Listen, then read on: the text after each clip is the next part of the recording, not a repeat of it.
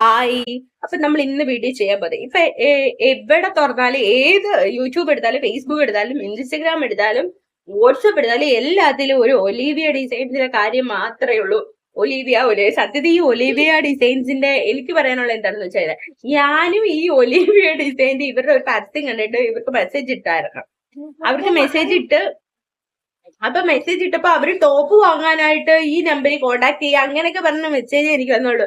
എനിക്ക് വേറൊന്നും വന്നില്ല. സത്യസന്ധമായിട്ട് അവര് സി വി അയക്കാനോ അങ്ങനെ എന്തെങ്കിലും പറഞ്ഞിരുന്നെന്നുണ്ടെങ്കിൽ ഞാൻ സി വി അയച്ചതിന് ഇന്റർവ്യൂവിന് പോയി ചെയ്തതിന്. എനിക്കും നമ്മുടെ എന്റെ സ്വന്തം സ്ഥലം എന്ന് പറഞ്ഞാൽ പത്തനാപുരം അടുത്താണ് അടൂര് വരുന്നത്. അപ്പൊ എനിക്ക് പോകാൻ ബുദ്ധിമുട്ടില്ലായിരുന്നു. അപ്പൊ ഞാൻ എന്തായാലും പോയത്. പക്ഷെ ഞാൻ എന്തായാലും പോയില്ല.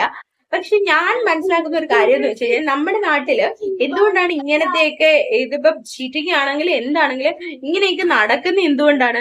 ഇവിടുത്തെ ഏറ്റവും വലിയ പ്രശ്നം എന്ന് പറയുന്നത് തൊഴിലില്ലായ്മയാണ്. ഉള്ള തൊഴിലാണെങ്കിൽ ശമ്പളവും ഇല്ല. ഇതാണ് നമ്മുടെ വിഷയം.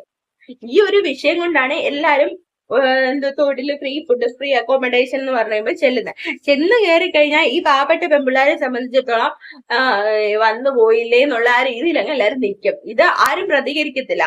ഇപ്പം പ്രതികരിക്കാൻ തുടങ്ങിയവര് എന്ത് ചെയ്യും? അടിച്ചമർത്തുക. അതാണ് നമ്മുടെ നാട്ടിൽ നടന്നുകൊണ്ടിരിക്കുന്നത്.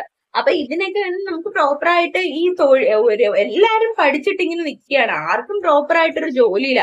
ആണുങ്ങൾക്കും ഇല്ല, പെണ്ണുങ്ങൾക്കും ഇല്ല. ഭയങ്കര ഒരു ബുദ്ധിമുട്ടാണ്. വലിയൊരു സാഹചര്യത്തിലേക്കാണ് നമ്മൾ കടന്നു പോയിക്കൊണ്ടിരിക്കുന്നത്. എല്ലാവർക്കും എന്താണ് കിട്ടുന്ന ജോലിക്കാണെങ്കിൽ 10,000 രൂപയിൽ കൂടുതൽ ശമ്പളമുള്ള ഒരു ജോലിയില്ല. ജീവിത ചെലവാണെങ്കിൽ വളരെ വർദ്ധിച്ചു വരുന്ന ഒരു സാഹചര്യമാണ്. അപ്പൊ ഇത്രയും ശമ്പളത്തിനൊക്കെ നമ്മൾ ജോലിക്ക് ചെന്നാൽ, ജോലിക്ക് പോയാൽ നമ്മൾ എങ്ങനെ ജീവിക്കും? അപ്പൊ തൊഴിലില്ലായ്മ എന്ന് പറയുന്ന ഒരു വലിയൊരു വിഷയം ഇവിടെ ഉയർന്നു വന്നിരിക്കുകയാണ്. അതാണ് നമ്മൾ ചെയ്യേണ്ടത്. ഞാനതാണ് മനസ്സിലാക്കുന്നത്. തൊഴിലില്ലായ്മ എന്നുള്ള വിഷയമാണ് ഇവിടുത്തെ ഏറ്റവും വലിയ പ്രശ്നം.